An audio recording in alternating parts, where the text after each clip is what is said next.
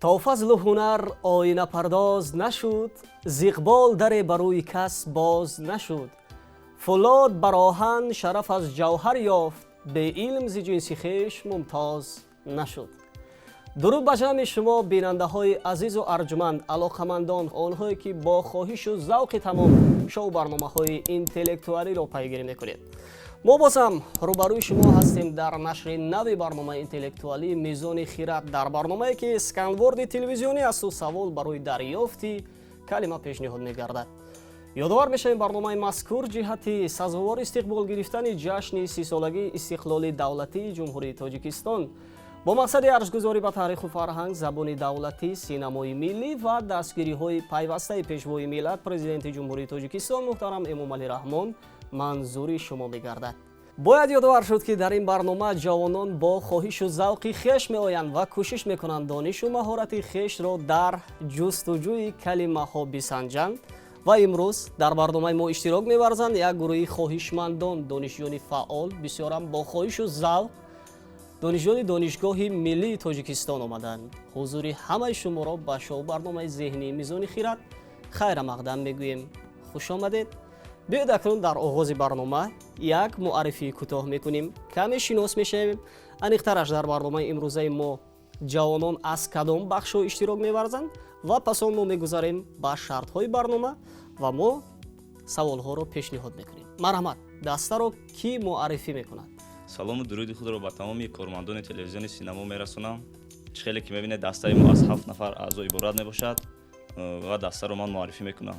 احمد از فاکولته گئولوژیا، شکرانه از فاکولته حقوقشناس، رضوانشو از فاکولته گئولوژیا، فرزانه از فاکولته فیلولوژیا، عنایت الله از فاکولته حقوقشناس و جانونه از فاکولته فیلولوژیا و من پهلوان از فاکولته حقوقشناس در اینجا حاضر میباشیم. یعنی نامی شما پهلوان هست؟ بله، نامی من پهلوان است. بسیار خوب پهلوان. و فکر میکنم این جوانانی که در اینجا آمدن همه مثل شما پهلوان صورت خواهند بود در این میدان و کوشش و مهارت، دانش و ذهن خودشون را در این میدان نشان میدهند و ما با جرأت و توانایی یک شما باوری داریم. همه برنامه رو تماشا کردند یا هستند نفرانی که با شرط های برنامه شناس هستند؟ اکثریت تماشا کردن. ما یک جای باز پیش از برنامه تماشا کرده بودیم.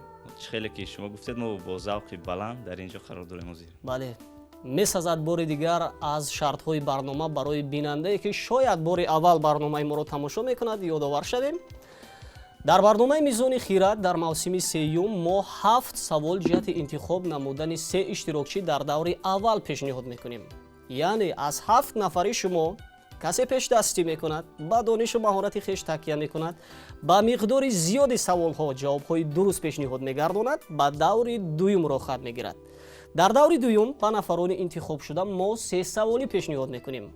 اگر در آن دور نیز اشتراک فعال می‌ورزد و نفری که با مقدار زیادی سوال ها پاسخ درست پیشنهاد گرداند با دور نهایی برنامه را خط میگیرد. در دور نهایی ما 4 سوال پیشنهاد میکنیم. اگر نفر یک تواند با 4 سوال دوره سیوم برنامه ما پاسخ درست پیشنهاد گرداند، ما با آن نفر راه خط میدهیم و میرود مدت 3 ماه در مرکز آموزشی محور تحصیل رایگان زبانهای خارجی و فنهای دقیق را از خود میکند. یعنی ما چنین امکانیت میدهیم با جوانان فعال و باوری داریم که در میان شما نیز چنین جوانان پیشاهنگ هست و شما امروز در برنامه ما یک بازی خیلی هم ارزنده رو نشان میدهید. با هم دیگر کمک نمیکنیم، فقط به دانش خویش تکیه میکنیم و میدان از دلیر است. یعنی هر نفری که با دانش خویش تکیه میکند پسو پهلوان میدان خواهد بود. چون یادآور شده در این بازی جوانان از فاکولته های گوناگون اشتراک میورزند و باوری داریم که سوال های برنامه ما برای شما نه آنقدر دشوار خواهد بود. یعنی با ساحه شما نیز نزدیکی دارند تا جای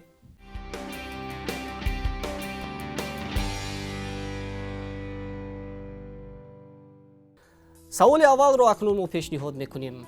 سوال چنین است: باقی بودن، ابدیت، جاویدان، ماندگار بودن بر دوامی کلمه از 4 حرف عبارت است.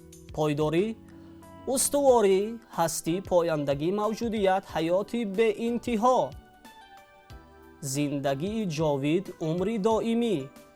در فیزیکا ثابت ماندن مقدار و کمیت فیزیکی مانند نیرو یا وزن هنگام به وقوع آمدن تغییرات فیزیکی یا شیمیایی برای انرژی. استواری، پایداری، ثبات. نام کارگردان معروف تاجیک. نام یکی از سینماگران معروف وطنی ما نیز بوده است. فیلم های جاسوس، امام البخاری و باز چندین فیلم های جالب را در مؤسسه دولتی تاجیک فیلم به نوار گرفتند. شاید ابد باشد. ابد گفتند اینجا. متاسفانه ما گفتیم ابدیت، باقی بودن، جاویدان ماندگار بودن، بر دوامی.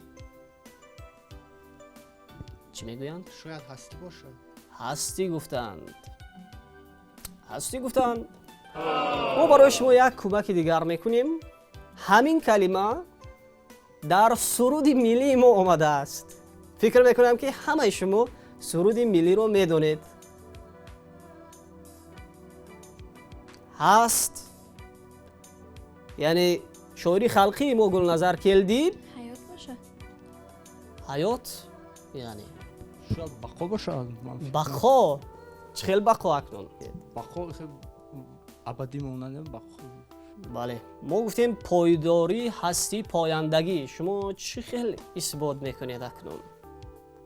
ifade میکند؟ یا در فیزیک ما گفتیم قانون بقای محض ما در فیزیک میگن کو. خب نام کارگردان تاجیک چی هست؟ نام کارگردان تاجیک از کم داره. بخورد آب حیوان به فرخوندگی، بقای ابد یافت در زندگی. ما با افتخارشون کف میکنیم. در حقیقت هم این کلمه بقا بود. یعنی کارگردان معروف ما بقا صادق بودند.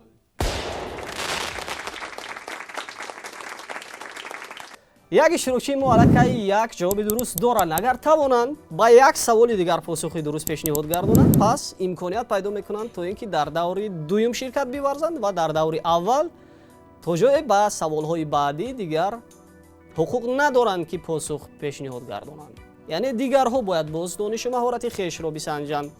خوب سوال دیگر. پیر، موی سفید، سال خورده، آدمی فرتوت کلمه از 3 حرف عبارت است. نامی پدری رستم کنایه از آسمان و باز کنایه از دنیا. چی میگفتند؟ نام پدر رستم و فکر من زال بود. زال بود. همین خیل پیر موی سفید را زال میگویند؟ نشنیدم.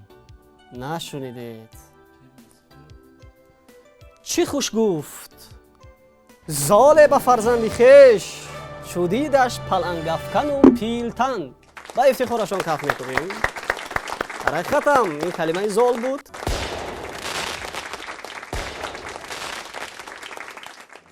سوال نوبتی رو پیشنهاد میگردانیم اکنون.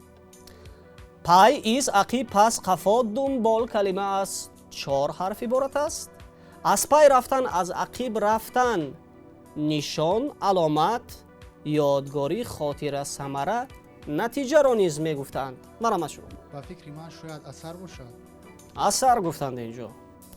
میگویند خاطره را اثر. فکرم اثر میگویند.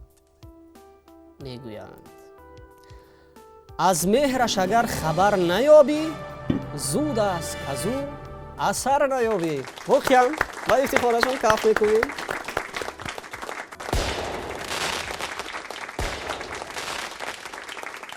سوال دیگر رو ما پیشنهاد میکنیم.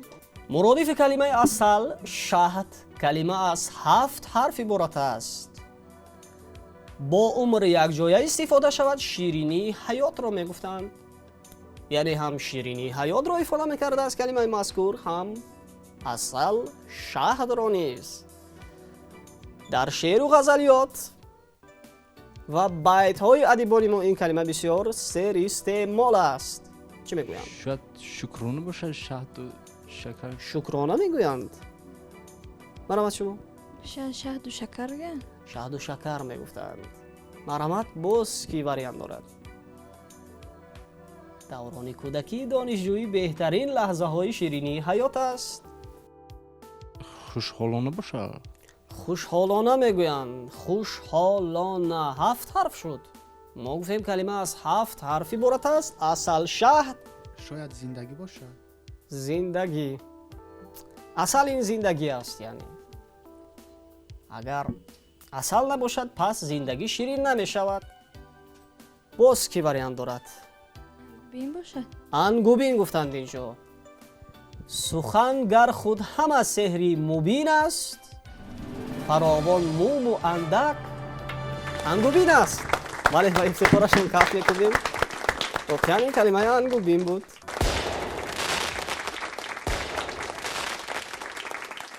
سوال های دیگر رو پیشنهاد میکنیم اکنون. کج، خمیده، کوس پوشت. کلمه از 4 حرف عبارت است. نامی بودخانه و نامی سرای قدیم در ترکستان. نامی دریا در هندوستان. اینچنین نامی دریا در هندوستان بوده است. ганг аст ба фикри ман. گنگ است میگویند. کچ، خمیده، کوزه پشت رو گنگ میگویند. شاید گویند میگویند. همین طور. چونین رسیدند نزدیکی گنگ که آن بود خرم سرای درنگ. گفته است فردوسی. با افتخارشان کف میکنیم. در حقیقت این کلمه گنگ بود و علاقه یک اشتراکچی ما امکانیتی 100% پیدا کردن تا اینکه در دوره دوم شرکت بیورزند و 3 اشتراکچی ما باشند با یک سوالی جواب درست پیشنهاد گردانیدن. از همین خاطر دیگر اشتراکچیان نیز فعال باشد. صدای بلند، بانگ، فریاد کلمه از 7 حرف عبارت است. آوازی خوش، نوای فارم، خوانش و سرودی چند کسه با شادمانی و خروش صدای اسباب موسیقی از 2 کلمه عبارت است. یک نامی نیهال، دیگری صدا را افاده می‌کرده است. 3 حرف اول گل بوده است، یعنی نامی نیهال بوده است. اما صدا چی؟ گل درست باشد. گل درست میگویند اینجا. شاید گلبان باشه. گلبان گفتند. یار ساقی شد و به پرده به مجلس آمد. بر در این میکده گلبانگ و صدا در دادن. گفته است ابن امین. بله این کلمه گلبانگ بود.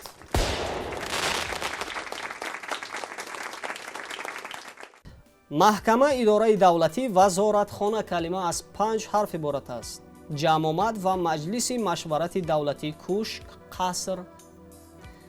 دفتر حساب محاسبه روی خط. مجموعه اشعار.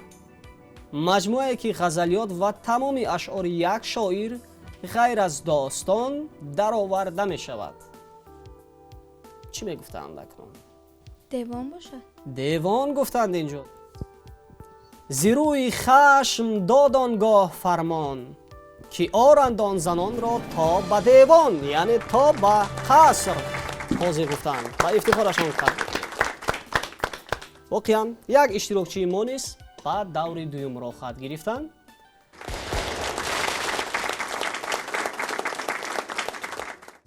اکنون ما یک سوال علاوه‌ای را در میان 3 اشتراکچی دیگرمان پیشنهاد میکنیم.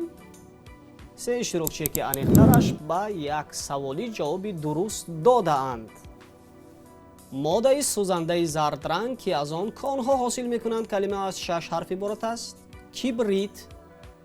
کنایه از سخن تأثیر بخش نادر. در همه خانه از آن استفاده می بردند.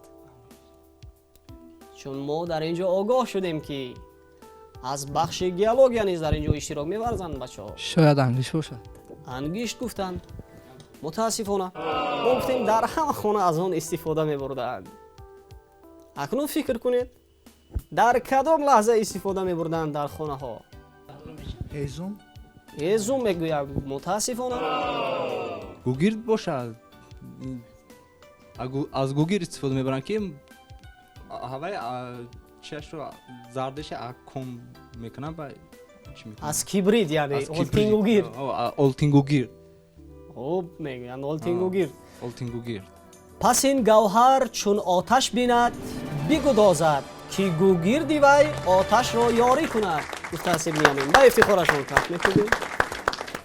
дар ҳақиқат ин калимаи гугирд буд ва мо табрик мекунем се иштирокчиеро ки бевосита ба донишу маҳорати хеш такя намуданд, ба саволҳо сари вақт ва бо ҷиддият ҷавобҳои дуруст пешниҳод гардониданд ва имконият пайдо карданд то ин ки дар даври дуюм иштирок биварзанд. ба дигар иштирокчиён мегӯем дил озурда нашавед. Ин барнома аст, ин барномаи шумо аст. чун хоҳишу завқ доред, беш аз пеш мехоҳед донишу маҳорати хешро бисанҷед ва боварӣ дорем ки боз дар нашрҳои баъдӣ меоед, бо мо ҳамкорӣ мекунед ва дар ҳамин майдон аз дониши хеш дарак медиҳед. яъне дар ин барнома шумо чанд муддате омадед ва қобилияти хешро дар сканворди телевизионӣ санҷидед. ҳеҷ гап не, бо умеди ҳамкориҳои нав хушомадед.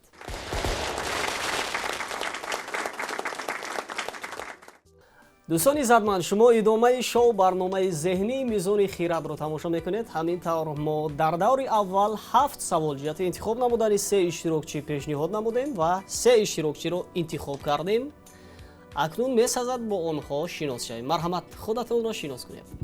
ман чуроғосиев резвоншо аз факултети геология бисёр дӯст медоштам аз айёми кӯдакӣ ҳамин ихтисосро интихоб намудам ва барои оянда кӯшиш мекунед ки мутахассиси хуби соҳаи мутахассиси хуб шавам ва дар ҷумҳурии Точикистон саҳми худамро гузорам. мо албатта ба қудрату тавон ва имкониятҳое ки шумо доред бовар дорем ва албатта итминон ба он ҳастем ки шумо дар оянда яке аз мутахассисони хуби соҳаи хеш мешавед. бо иштирокчии дигар шинос мешавем. марҳамат. ман Каримдодова Фарзона, донишҷӯи курси 2 факултети филологияи тоҷик, Донишгохи Миллии Точикистон мебошам. яъне орзуи муаллима шудан доштед бештар вақт, омӯзгор мехостед бошед. бале, аз куҷо пайдо шуд ин хоҳишу завқ? бисёр шавқу ҳавас ба ман пайдо шуд ки муаллима шавам, омӯзгор шавам. боварӣ дорем мо дар оянда дар зери тарбияи шумо чандин ҷавонҳои болаёқат ба арсаи фарҳанг ва илми тоҷик меоянд. бо иштирокчии сеюм шинос мешавем. марҳамат. ман паҳлавон авезов донишҷӯи курси 3 факултети ҳуқуқшиносии Донишгохи Миллии Точикистон мебошам.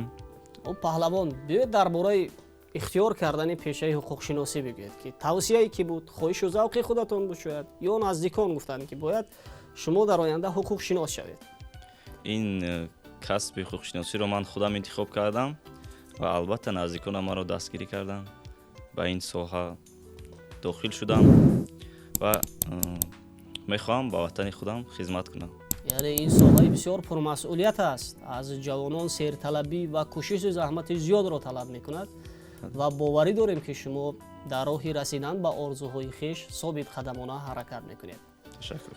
паҳлавон Фарзона ва Ризвоншоҳ, 3 иштирокчӣ бисёр ҳам фаъол. дар даври аввал фикр мекунам аз бозии онҳо бинандаи мо бисёр ҳам завқ бурда буданд ва дар даври дуюм низ дар миёни инҳо як бозии хубу ҷолибро тамошо хоҳанд кард бинандаҳои мо ва барои ин ҳама пеш аз ҳама шумо мебояд ба саволҳо аҳамият бидиҳед, вақтро истифода баред ва муҳимтар аз ҳама ҳар чӣ ки дил мегӯяд, ҳар чӣ ки дониш мегӯяд, ҳамонро пешниҳод кунед. ба хеш бовариро аз даст надиҳед. саволи аввалро мо аз кӣ оғоз кунем? аз паҳлавон Фарзона ё Ризвоншоҳ? кӣ мегӯяд ки иштирокчии аввал мехоҳам бошам? ба ман фарқ надорад. аз ман сар кунед.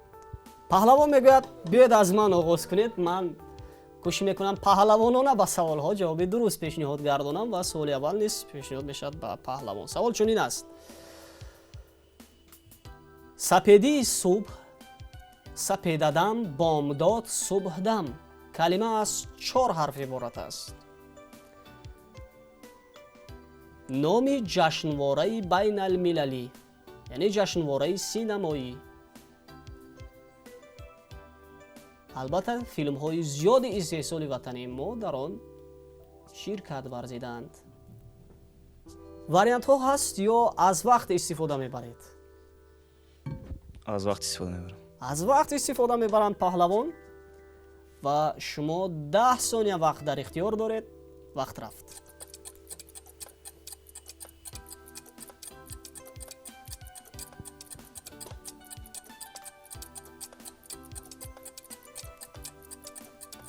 марҳамат паҳлавон, вақт ба анҷом расид. Чӣ мегуфтанд ин калимаро?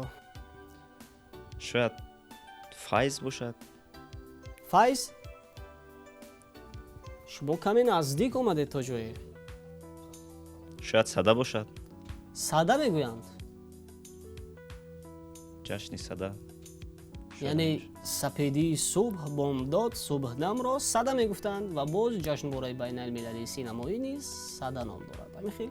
нашунидам лекин. нашунидам мегӯянд паҳлавон, лекин варианти ман сада аст. ҳамин хел? шояд симо бошад. симо мегӯянд. ин варианти ягона аст? бале. тағйир намедиҳем дигар? не. намедиҳам, мегӯям паҳлавон тағйир. дар вақти саҳар худ гуфтам, вақти фаҷр наздик шуд ва он чи абу муҳаммад гуфт зоҳир нагашт. яъне субҳдамро фаҷр мегуфтанд ва ҷашнвораи синамоӣ фаҷр низ аст. ҳеҷ гап не. ду саволи дигар ҳоло дар пеш аст. суоли навбатӣ пешниҳод мешавад ба Фарзона ё ба Ризвоншоҳ? ба Ризвоншоҳ. ҳамин хел? савол чунин аст. дониш маърифат калима аз 5 ҳарф иборат аст. ҷараёни фалсафии тасаввуф ки ба воситаи кашфу шуҳуд, яъне бо иштироки ақлу идрок ба ҳақиқат расиданро тарғиб мекунад.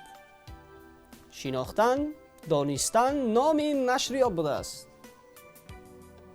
10 сония вақт дар ихтиёр доред. вақт рафт.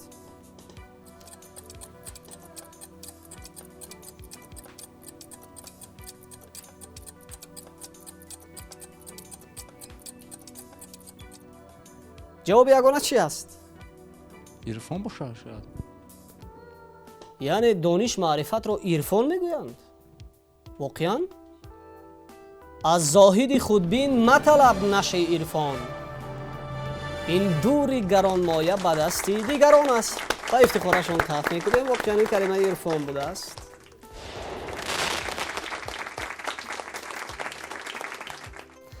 саволи навбатӣ пешниҳод мешавад ба Фарзона.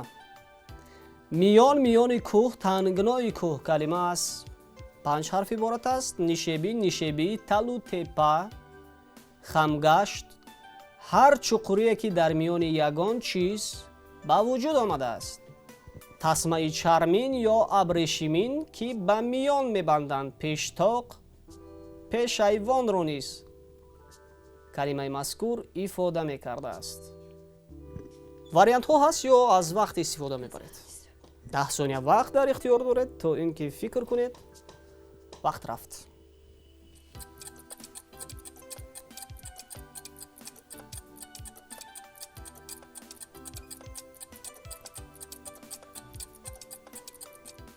ҷавоб чӣ аст? сурох мегӯянд. ин варианти ягона аст. тағйир намедиҳем дигар? ҳар ҷо гузарад то камараш сабзаи маънист, нозим ба замини сухани хеш равон аст. ин калимаи камар будааст. камон қисме аз доира калима аз 4 ҳарф иборат аст. номи бурҷи нуҳум аз 12 бурҷи фалак. аломате ки дар забоншиносӣ ва риёзӣ истифода мешавад.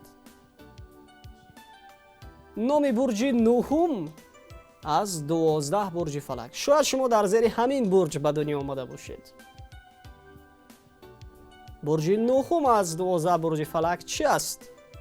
калима аз 4 ҳарф иборат аст. камон қисме аз доираро низ калимаи мазкур ифода мекардааст. аз вақт истифода мебарем ё ҷавоб ҳаст паҳлавон? истифода мебарам. вақт рафт.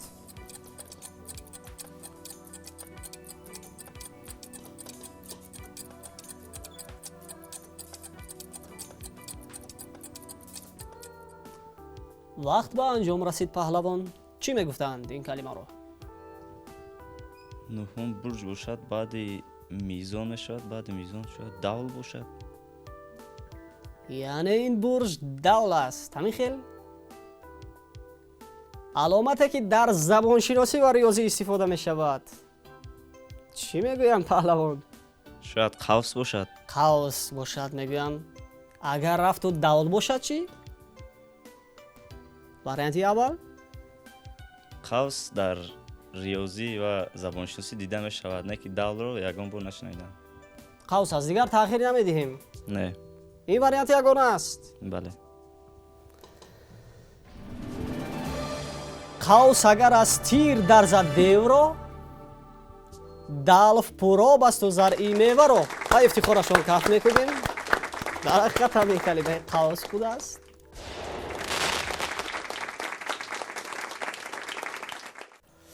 سوال نوبتی پیشنهاد می شود بر رضوان شاه. چاه‌های قطار از زیر زمین به هم پیوسته که آب آنها رفته رفته بر روی زمین برآمده روان می شود. نام بعض دهات اهالی نشین را نیز این کلمه ifade می کرده است. یعنی چاه‌های قطاری بوده است. کلمه مذکور از 5 حرف عبارت است. وقت رفت.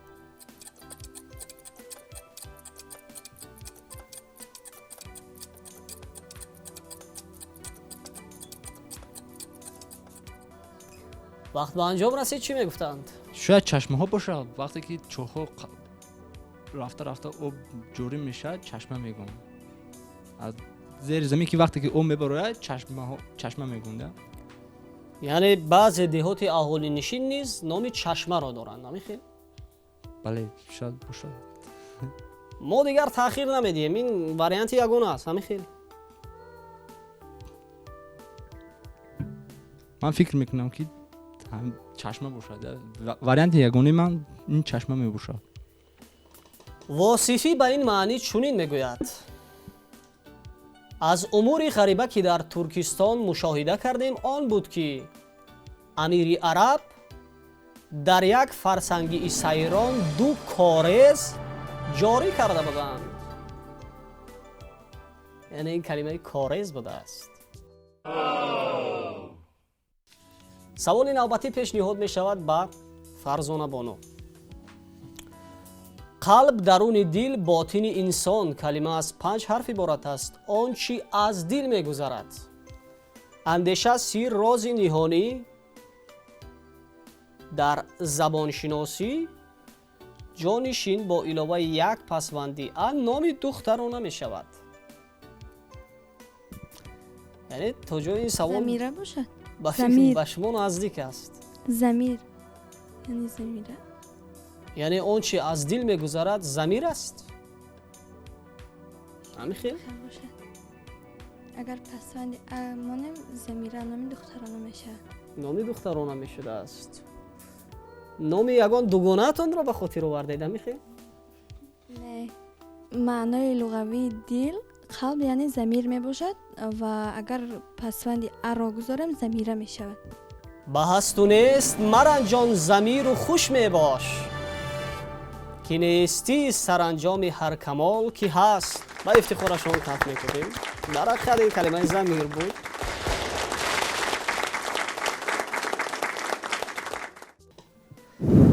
اکنون یک سوالی سوم رو پیشنهاد میکنیم.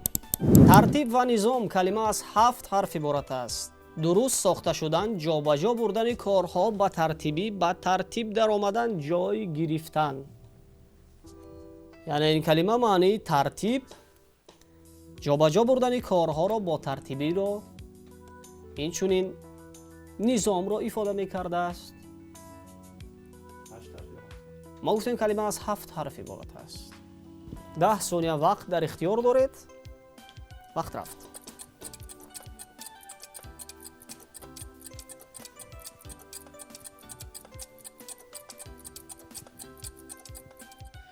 شاید انتظام باشد. انتظام میگویند. عجیب. این وارینت یگانه است دیگر تأخیر نمیدهیم. تمام دیگر انتظام. شاید آیین‌نامه باشد. آیین‌نامه گفتند. آیین‌نامه و انتظام. جواب یگانه. оиннома гуфтанд. Он ки гардун дар интизоми умур то ки шогирди уст устод аст гуфтаастанд, вале мутаассифона шумо ҷавоби дурустро ёфта будед.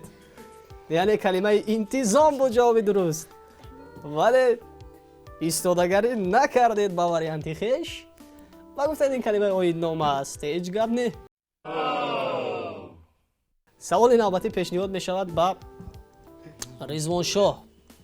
гиёҳинаи монанде ки тунду муаттар буда барои хушхӯр шудани хӯрок истифода мешаваду асосан дар Ҳиндустон мерӯяд. калима аз 8 ҳарф иборат аст. гулу мева надорад, дар тиби шарқ ҳамчун дору истеъмол мегардад. номи чашма аст. боз варианти ягона чи аст акнун? ҷавоби ягона найшакар. найшакар мегӯянд. мутаассифона ин калимаи занҷабил буд. ин калимаи занҷабил будааст. фарзона савол чунин аст. ниёми корд ва шамшер калима аз 5 ҳарф иборат аст. пӯшиши чизе, пӯшок, либос, ҷомаро низ ин калима ифода мекардааст. хилоф мегӯянд. тағйир намедиҳем дигар. не. ҷавҳари зотию девонагият пинҳон аст. пора кун ҷомаки берун зи хилофат бинам гуфтааст савдо. ба ифтихорашон каф мекунед. вохиан ҳамин калимаи ғилоф буд.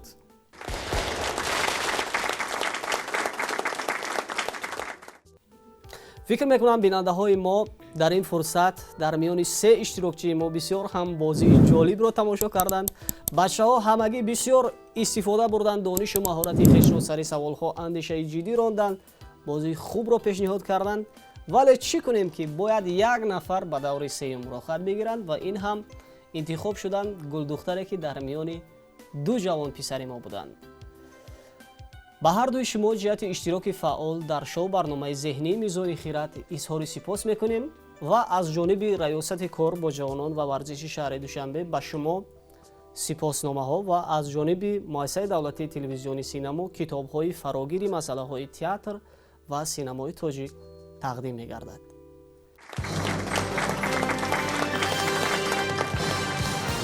паҳлавон ва Ризвоншоҳ, ҳар дуи шумо воқеан худатонро аз гулдухтаре ки бевосита дар миёни ҳар дуи шумо Фарзона Бону пирӯз омад кам надонед ва акнун чӣ андешаҳое аст роҷеъ ба барномаи имрӯз, ҷараёни бозии мо? марҳамат. барнома бисёр барномаи хуб буд. мақсади омадани мо ғолиб шудан набуд ва мақсад ҳамон буд ки донишу заковати худро санҷем ки дар кадом сатҳ қарор дорад ва аз номи худам, аз номи иштирокчиёни барнома ташаккур мекунам ба телевизиони синамо ки ин гуна барномаҳоро барои мо ҷавонҳо пешниҳод мекунам ва мо барои сайқал додани дониш худ сайру кӯшиш мекунем. сипос аз шумо. хуб, паҳлавон чӣ мегӯянд? марҳамат. ман рӯафтода нестам ки ба даври финалӣ набаромадам. ба Фарзона барор мехоҳам. ин ҳам дӯсти ман аст. ба ин барор мехоҳам ва умедворам ки рохати семоҳаро мегирад.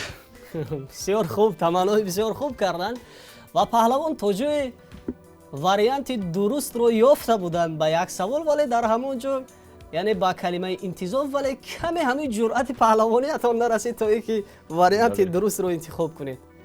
яъне ин ҷо чӣ гуна буд? фикрҳо ба ҳар су парешон шуданд, саросима шудед? фикрҳо парешон шуданд. ҳеҷ гап не. мо боварӣ дорем ки ин омадани шумо аввалину охирин нахоҳад буд ва шумо боз дар нашрҳои баъдии барнома бо як ҳайати бачаҳои дигар меоед ва бозии бисёр ҳам ҷолибу шавқоварро чун бозии имрӯза нишон медиҳед. албатта. бори дигар хуш омадед. ташаккур.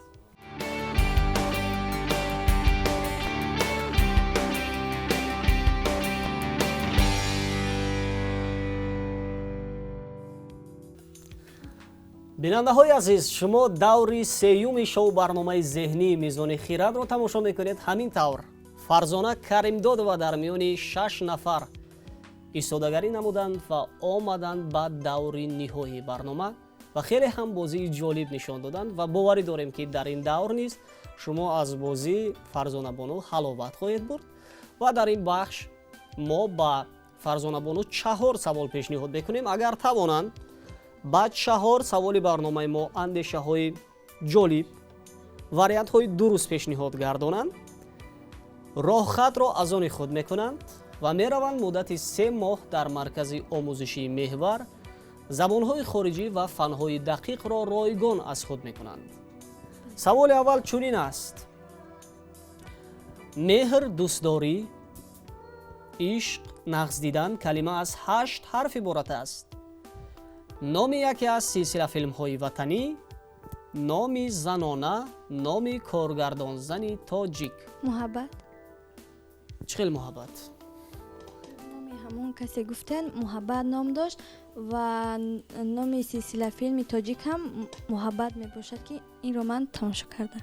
тамошо кардед? Бале. яъне коргардонзани тоҷик муҳаббат мебошад. муҳаббат саторӣ ҳамин хел? албатта. набуд нақши ду олам ки ранги улфат буд, замона тарҳи муҳаббат на ин замона андохт. ба ифтихорашон таф мекунем.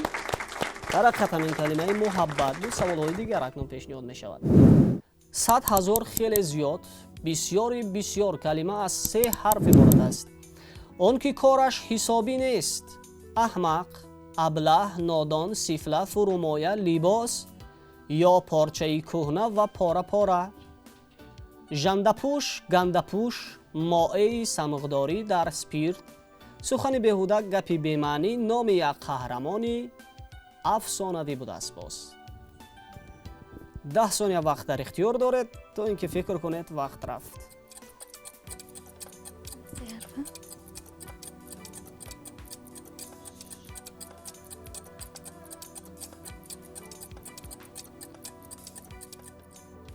вақт ба анҷом расид. чӣ мегуфтанд? ба фикри ман ин зол мебошад. зол? Албатта. тағйир намедиҳем дигар? не. тағйир намедиҳанд. дар он на соир монду на тоир аз барии хок, ду лак зи лашкари ӯ шуд ба зери хок ниҳон. яъне қаҳрамони афсонавӣ лак будааст. лаку пак. фаҳмидед шумо ҳамин калимаро? бале, афсона ҳаст. бале, 100 000 хеле зиёд, бисёри бисёр низ лак мешудааст ва боз чандин маъниҳое ки мо дар боло зикр кардем. саволи навбатӣ пешниҳод мешавад. тартибу саранҷом, интизом калима аз 5 ҳарф иборат аст. молу мулк, дорои давлат, имконият, қадру дараҷа, маҷолу мадор, қуввату қудрат, тавоноӣ. калимаи мазкур аз 5 ҳарф иборат аст. номи Шояд писарона низ ҳаст. ҷасур бошад. ҷасур. варианти бисёр ҷолиб. тағйир намедиҳем? не. намедиҳем мегӯянд. раҳе пешам омад ки поёнш нест, фитодам ба коре ки сомонш нест. яъне ин калимаи сомон будааст. саволи ниҳоӣ акнун пешниҳод мешавад. тири асосии чарх калима аз 6 ҳарф иборат аст. хати рост ки аз як сари он қутби шимолӣ ва аз сари дигараш қутби ҷанубӣ мегузарад ва замин ба даври он мегардад. сайёра. калима аз 6 ҳарф иборат аст. номи ягон сайёра. тири асосии чарх. марказ бошад. марказ. бар самти ихтиёри ту бодо мадори чарх, то қутбро макони шараф хатти меҳвар аст. ҳеҷ гап не? вале шумо имрӯз дар барномаи мо бисёр иштироки фаъол, арзанда ва намунаро доштед ва фикр мекунам ки бинандаҳои мо аз бозии шумо хеле ҳам ҳаловат бурданд. ҷиҳати иштироки фаъол дар шоу барномаи зеҳнии мизони хират ба шумо аз ҷониби раёсати кор бо ҷавонон ва варзиши шаҳри Душанбе диплом ва аз ҷониби муассисаи давлатии телевизиони синамо китоби бисёр ҳам ҷолиб фарогир файзи қудс тақдим мегардад ва фикр мекунем ки ин китоб барои шумо судманд хоҳад буд. Ташаккур.